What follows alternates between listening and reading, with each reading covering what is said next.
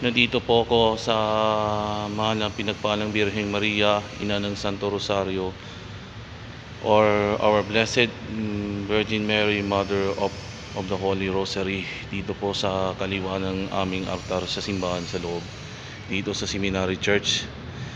At pagkaraan po ng mga 3 years, simula mga noong 2020, 2020, 2021, 2021, 2022, 2022 at ngayon 2023, 2023. Mga 3 taon po nung nahinto po ako ng dasalin ng Santo Rosario ni Inang Maria sa October dahil sa bantanagan ng hawaan ng pandemya sa COVID-19 na wag mo na akong tumuloy. Kalaunan, muli ako na nagbabalik ang dasalin.